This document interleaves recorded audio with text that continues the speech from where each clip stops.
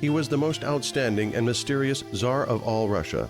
Some historians consider him a progressive person, very rare for the 16th century. The others think that he was mad. Underlining the duality of Ivan the Terrible's nature, Karamzin spoke about two Ivans. One is kind, glorified by God. The other is a tyrant and a despot. The future great Tsar of all Russia, Ivan IV, inherited the Russian throne at the age of 3.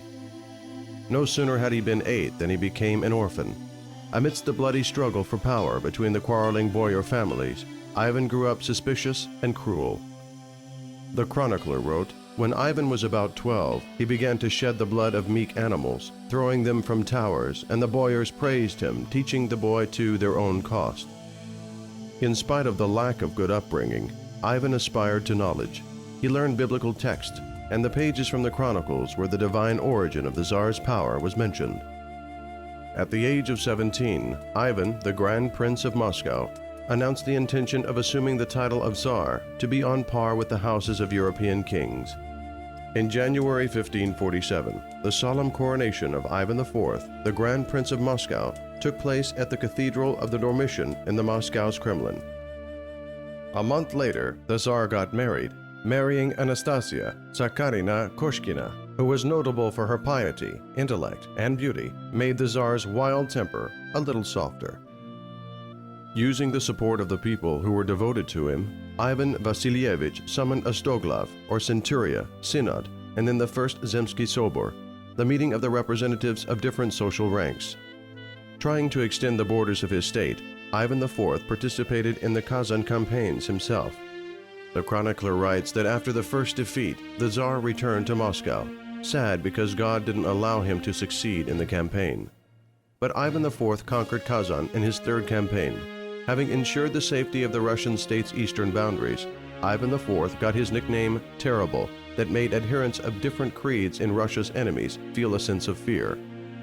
The contemporary wrote, "The Tsar can't be without terror.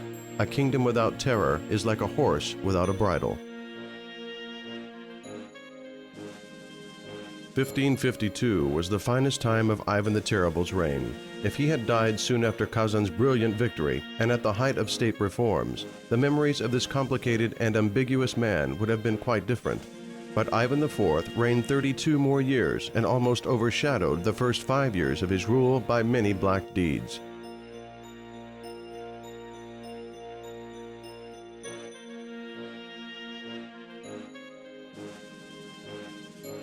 The dark period in the life of the 23-year-old Russian Tsar began after a serious illness, but the spiritual wounds inflicted by the people in whom he put absolute trust were more terrible than physical illness.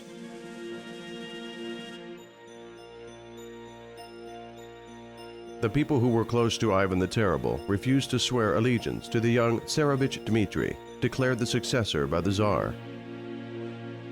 Some historians think that the changes in Ivan the Terrible, which spelt misfortunes for Russia, appeared after his betrayal of the boyars.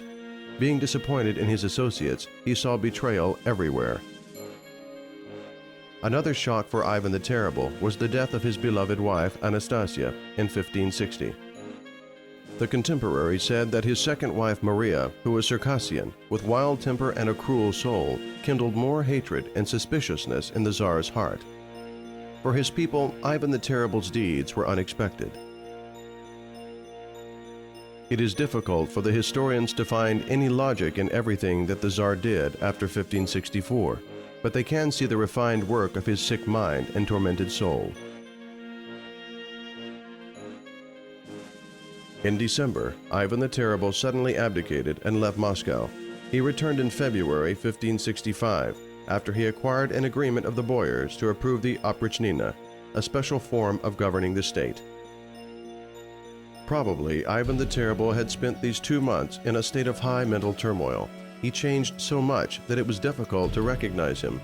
His eyes were anxious. He lost almost all hair on his head and in his beard. In 1570, the Terrible suspected that the inhabitants of Novgorod wished to go over to the Polish king and was smashing up the city for 6 weeks. The Tsar stopped executions only after finishing the Livonian War in 1578, ordered the lists of the killed to be made up, and the money to be sent to the monasteries to pray for the souls of the tortured. The periods of the Tsar's repentance were followed by frightful fits of fury.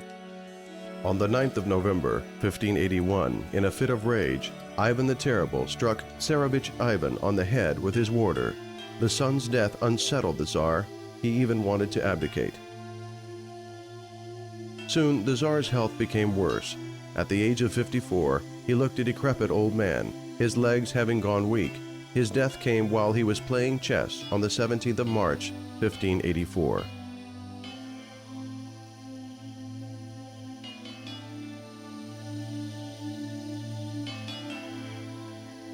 Ivan IV went down into the history of Russia not only as a tyrant. The first Tsar of all Russia was one of the most educated people of his epoch, had a phenomenal memory and theological erudition, wrote the music and verses of a Mass for the holiday of Vladimir's Blessed Virgin. It was during the reign of Ivan the Terrible that book printing was started in Russia, and in honor of the victory over Kazan, the Cathedral of the Protection of the Mother of God, known as St. Basil's Cathedral, was built.